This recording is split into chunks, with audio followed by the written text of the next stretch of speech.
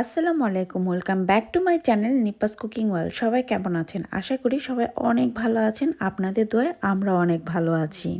আজকে আমি আপনাদের জন্য টিপস সহকারে শুকনো চালের গুঁড়ি বাজারের কেনা প্যাকেট চালের গুঁড়ি দিয়ে কিভাবে ভাপা পিঠা বানাই সেটাই আপনাদের সাথে শেয়ার করব।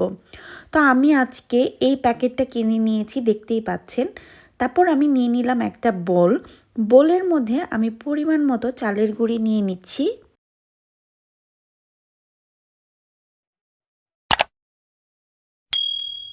এরপর এর সাথে আমি অ্যাড করে দিব স্বাদ মতো লবণ দিয়ে চালের গুঁড়িটাকে ভালো করে একটু মিক্সড করে নিব।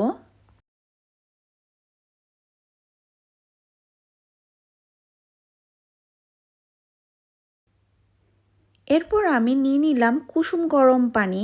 এটা একেবারে কুসুম গরম, যেটা হাতে দিলে হাতটা সহ্য হয়। যেমন দেখতে পাচ্ছেন পানিটা কিন্তু আমি আমার হাতে ঢেলে তারপরে আমি চালের গুঁড়ির সাথে মিক্সড করছি। ঠিক এরকম কুসুম গরম পানি অল্প অল্প করে দিয়ে চালের গুঁড়িটার সাথে ভালো করে এরকম ডলে মুচড়ে মিক্সড করে নিতে হবে। তবে আপনারা যদি কেনে চালের গুঁড়ি দিয়ে এরকম করে ভাপা পিঠা বানান, তাও কেনা চালের গুঁড়ির জন্য পানির পরিমাণটা একটু বেশি লাগে, এটা খেয়াল রাখবেন। হয়ে গিয়েছে আমার চালের গুঁড়ির সাথে পানি মিক্সড। এখন আমি এরকম একটা টাওয়াল পানিতে ভিজিয়ে ভালো করে চিপে এবার এই চালের গুঁড়িটাকে ভালো করে সিল করে দিয়ে আমি নর্মাল ফ্রিজে রেখে দিব আধা ঘন্টার জন্যে। আপনারা চাইলে এটা বাহিরেও রাখতে পারেন, ফ্রিজে রাখতে হবে এমন কোনো কথা নেই। তো আমি ফ্রিজেই রেখে দিচ্ছি। আর এখন তৈরি করে নিচ্ছি যে কিভাবে আমরা ভাপা পিঠাটা বানাবো। তো এর জন্য আমি এরকম একটা পাতিলে পানি নিয়ে নিয়েছি, আর যেটার ঢাকনা একেবারে পুরো মুখটা বন্ধ, বাংলাদেশের ঢাকনার মতো। তো পানি নেওয়ার পর এবার আমি এটাকে আটকাবো হচ্ছে ফয়েল পেপার দিয়ে। দেখতেই পাচ্ছেন আমার হাতে ফয়েল পেপার। এবার এই ফয়েল পেপারটাকে আমি বড় করে টেনে নিয়ে দুভাগ করে নিব, দুটো ভাঁজ দিয়ে নিব যাতে একটু মোটা হয়। এই যে দেখতেই পাচ্ছেন আমি বড় করে কেটে নিয়ে এটাকে দুটো ভাঁজ করে নিয়েছি। নিয়ে এবার আমি এই পাতিলটার উপরে সুন্দর করে ঢেকে দিব।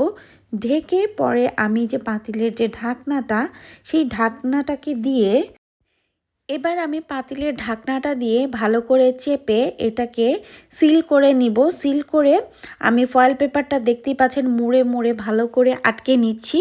আর এর জন্য আমাদের লাগবে হচ্ছে শাঁসলিকের কাঠি। আপনারা চাইলে টুথপিক, শাঁসলিকের কাঠি অথবা কাঁটা চামচ, যার যেটা হাতের কাছে আছে সেটা দিয়ে এই কাজটা করতে পারেন। দেখতে পাচ্ছেন আমি কিভাবে ফুটো করে দিচ্ছি, ঠিক এইভাবে আমি পুরোটা ফুটো করে দিব। আমার কাছে ইজি মনে হয় শাঁসলিকের কাঠি দিয়ে এরকম করে কুচু কুচু করে ফুটো করে দেয়া। আপনারা আপনাদের পছন্দ মতো করতে পারেন। আর এই ভাপা পিঠা বানাতে আমাদের লাগবে নারিকেল আর গুড়। এটা প্যাকেটের নারিকেল, ফ্রেশ প্যাকেটের কুড়ানো নারিকেল, আর আমি কিছু গুড় এরকম ভেঙে নিয়েছি। এখন কথা হচ্ছে কিভাবে আমরা চালবো। আপনাদের কাছে যাদের চালনি নাই তারা এই রকম একটা চালনি দিয়ে ভালো করে পিঠার যে আমরা ইটা রেডি করেছিলাম চালের গুঁড়োটা, সেটাকে চেলে নিতে পারেন। তবে খেয়াল রাখবেন চালনির মুখটা যেন একটু মোটা হয়। যদি মোটা হয় তাহলে সেই পিঠার স্বাদটা খুবই টেস্ট, এটা সবাই বলে আর কি। তো আমি ঠিক সবগুলো চাল এইভাবে চালনি দিয়ে চেলে নিলাম। এখন প্রশ্ন হচ্ছে আমার কাছে বাটি নাই, আমি কি করে পিঠা বানাবো। আমার মতো যাদের কাছে পিঠার বাটি নাই তারা এইরকম ছোট ছোট কফির কাপ কিনে নিতে পারেন বা কফির পেয়ালা কিনে নিতে পারেন।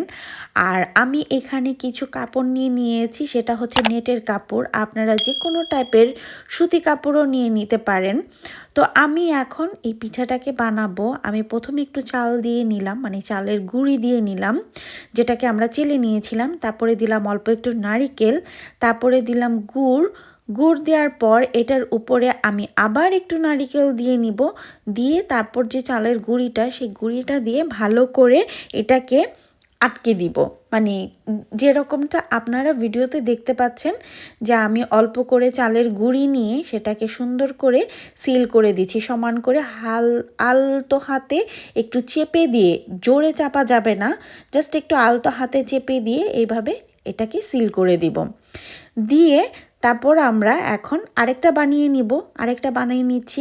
আচ্ছা, আরেকটা কথা বলে নিই, সেটা হচ্ছে যে আমি যে দুধ বা নারিকেল দিলাম এটা আপনাদের পছন্দ, যা আপনারা কতটুকু কিভাবে কি খাবেন। কেউ নারিকেলটা পছন্দ করে না, খুব কম পছন্দ করে, সে অল্প একটু নারিকেল দিতে পারেন। আমি জাস্ট আপনাদের দেখালাম, জাস্ট শুধু আইডিয়া দিলাম যে কিভাবে করা যায়, বাকিটা আপনাদের নিজেদের উপর ডিপেন্ড করে। আর আমার আজকের এই ভিডিওটা যদি আপনাদের ভালো লাগে থাকে তাহলে প্লিজ আমার চ্যানেলটাকে সাবস্ক্রাইব করবেন, পাশে থাকা বেল বাটনটা অন করে দিবেন, আর আমার ভিডিওটাকে সবার কাছে শেয়ার করবেন।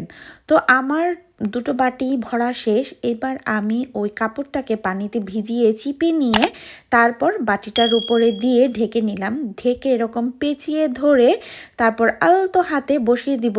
এখানে একটা টিপস আছে, সেটা হচ্ছে বসানোর সাথে সাথে যদি, আমার মতো এটা আমি আপনাদের জন্যই করেছি, আমি বসানোর সাথে সাথে কিন্তু একটু ওয়েট করিনি, আপনাদের জন্য দেখানোর জন্য তুলে ফেলেছি। তোলার কারণে কি হলো, বাটির উপর থেকে কিন্তু একটু চাল উঠে আসলো।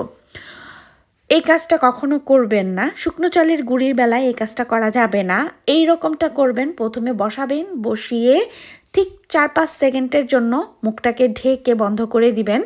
দেওয়ার পর তারপর বাটিটা তুলতে যাবেন, মানে আপনারা একটা পিঠা বানানোর জন্য পাতিলে দেওয়ার ঠিক 10 সেকেন্ড পর বাটিটা তুলে নেবেন, যেমনটা আমি ভিডিওতে সেকেন্ড পিঠার বেলায় দেখালাম। এবার ঢেকে 5 মিনিটের জন্য অপেক্ষা করবেন। 5 মিনিট পর আপনি গরম গরম পিঠা নামিয়ে নিতে পারেন। আরেকটা টিপস আমি দিব, আমার পিঠাগুলো কেন ভেঙেছে। আমার পিঠাগুলো ভাঙেনি, আমি ইচ্ছে করে ভেঙেছি।